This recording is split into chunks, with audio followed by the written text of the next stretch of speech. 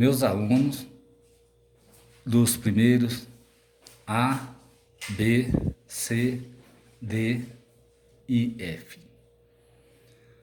Depois dessa pandemia que ocorreu no nosso país, estamos retornando com as nossas aulas normalmente. É com muita honra e alegria que hoje, quinta-feira, dia 21, inicio o nosso primeiro assunto, que vai ser a primeira lei de Newton. Para estudar a primeira lei de Newton, até mesmo toda a física, não seria possível sem o auxílio da matemática, que é a nossa ferramenta. Para estudar a primeira lei de Newton, nós necessitamos de uma parte da física chamada vetores. Sem eles, não é possível fazer o estudo da primeira lei de Newton. Esses vetores são segmentos de reta orientados, usados para representar grandezas vetoriais, diferenciando-as das grandezas escalares. Ou seja, vetores são setas, como vocês podem ver aqui.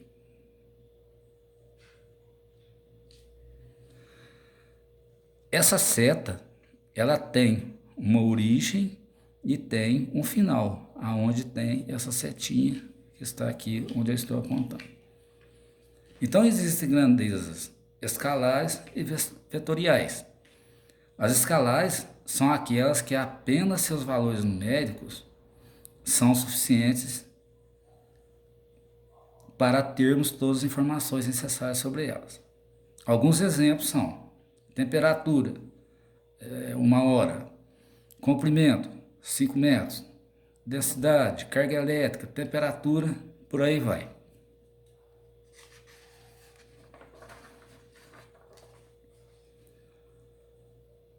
Já para as grandezas vetoriais, seus valores numéricos não passam todas as informações. Por exemplo, lá em temperatura nós temos, vamos supor, 20 graus centígrados. Então não tem nenhuma orientação. Porém, quando eu falo em velocidade, ou seja, metros por segundo, campo magnético, tesas, aceleração, 1 metro por segundo ao quadrado. O que acontece? Isso aí vai ser representado sempre por uma seta. E essa seta que nós já vimos que é o vetor. Esse vetor ele tem um módulo, uma direção e um sentido. O módulo é o valor numérico da grandeza. A direção é a reta onde se encontra o vetor, que pode ser ou vertical, ou horizontal, etc. Então, a orientação ela é sempre da cauda para a extremidade. Então, voltando, repetindo novamente, o módulo é aquela quantidade, aquele que quantifica o vetor. Por exemplo, 20 metros por segundo, que é a velocidade. Então, 20 é o número escalar, metros por segundo é a unidade, e isso aí vai representar através de um vetor. A direção é uma reta por onde passa esse vetor. Ela pode ser vertical, pode ser horizontal, pode ser de vários modos, né? O sentido é a orientação da seta, ou seja, da onde o vetor sai para onde ele vai. Por exemplo, esse aqui que eu estou mostrando para vocês. Esse aqui está indo da esquerda para a direita, que é o sentido dele da esquerda para a direita. A direção, ela é horizontal. E o valor, no caso, 20 metros por segundo, que seria a velocidade, seria o módulo do vetor. A direção é aquilo que existe comum num feixe de retas paralelas. Podemos percorrer uma direção em dois sentidos. Portanto, para cada direção existem dois sentidos. Por exemplo, eu tenho esse vetor A e tenho esse vetor B. O que acontece? Eles têm a mesma direção porque eles são paralelos. Porém, eles têm sentidos diferentes, ou seja, contrários. O A está de baixo para cima e o B está de cima para baixo. Soma de vetores, também denominada resultante.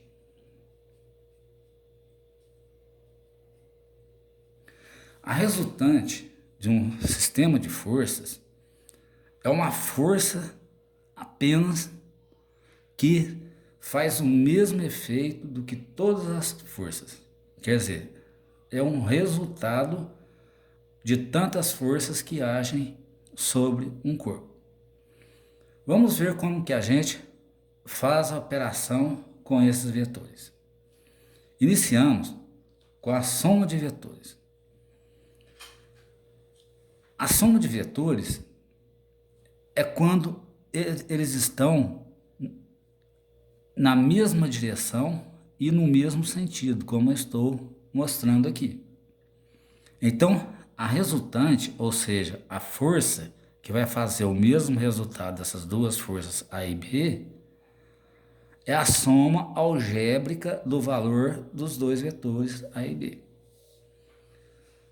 Subtração de vetores. Quando a gente vai subtrair vetores com a mesma direção, como eu tenho aqui o exemplo, a resultante vai ser a diferença do maior vetor menos o menor vetor. Então, ou seja, A menos B. Por exemplo, se eu tiver um vetor A igual a 10 newtons e B igual a 2 newtons, então o que eu vou ter? Uma resultante igual a 10 menos 2 igual a 8 newtons. O terceiro caso são os vetores ortogonais ou perpendiculares.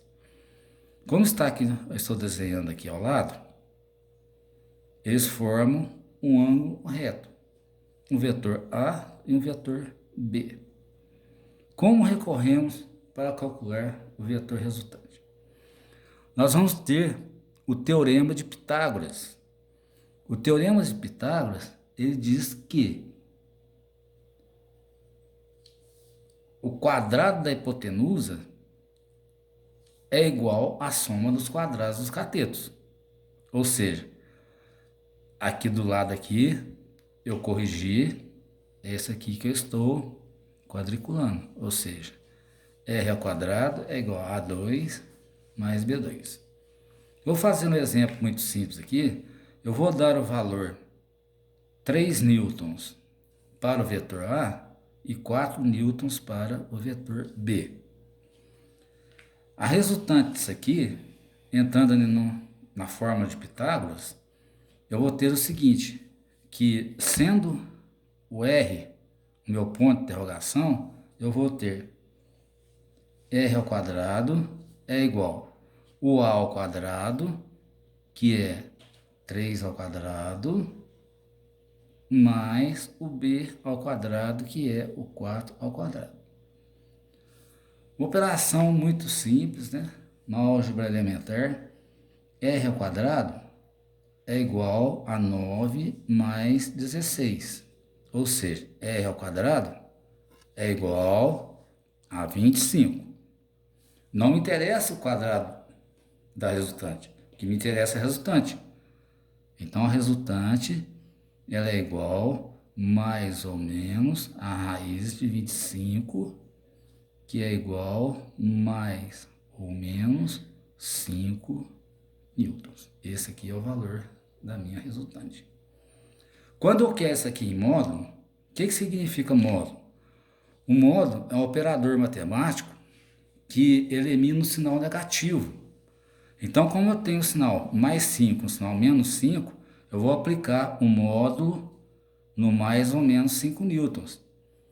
O operador modular, ele torna aquele valor que está dentro unicamente positivo, então igual a 5 newtons.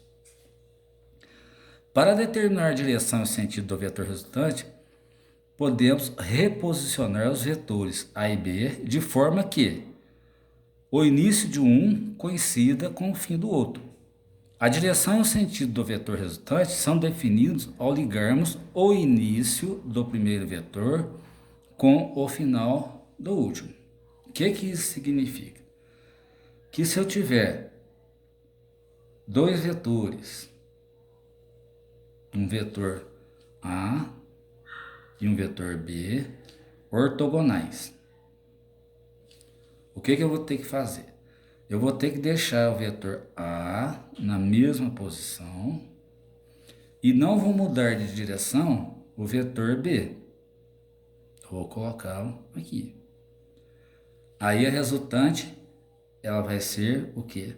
A união entre a origem do primeiro vetor B até unindo a ponta ou a extremidade do outro vetor. Isso aqui é a representação gráfica em vetores ortogonais. Não esquecendo de dizer que, erroneamente, eu estou explicando aqui, mas quando se tratar de vetores, eu sempre tenho, agora eu vou pôr uma setinha aqui em cima de cada vetor.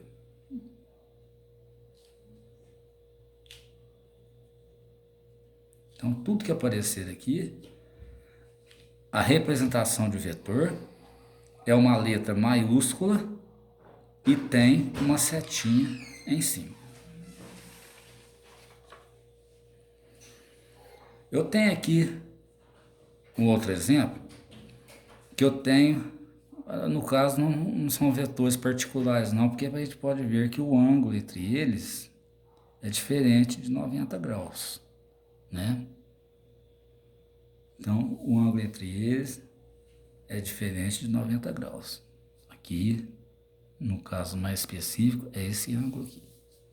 E esse aqui que eu estou apontando. Então, eu tenho o vetor A saindo da origem dele, vem a seta dele, depois ela atinge a cauda do vetor B, e aqui está a ponta do vetor B. O vetor resultante ele vai sair da origem do primeiro vetor e vai atingir a ponta do segundo vetor. Aqui tem um outro exemplo em que eu tenho aqui um vetor B e um vetor A. O que eu faço? Já está posicionado. Eu vou pegar a origem do vetor B e ligar. Sempre termina, só um macetezinho, seta com seta. Olha que a seta da resultante coincide com a seta do vetor A. E não deixa de sair da origem do vetor B. Para amanhã, tem uns exercícios aqui na apostila que nós estamos estudando aqui, que é o plano de estudos tutorado, que foi fornecido para a gente. Nós vamos nos balizar nessa apostila. Amanhã nós vamos fazer atividades, né? Tem atividade 1, 2 e 3, tem exercícios e depois eu tenho ainda alguns outros exercícios para vocês fazerem. Por enquanto, é só isso que eu tenho que apresentar para começo de aula, para não sobrecarregar bastante. Eu peço que vocês vejam bem esses conceitos, que são muito importantes, e que eu estou muito satisfeito, muito feliz, foi uma honra muito grande voltar a ter contato com vocês. Tchau!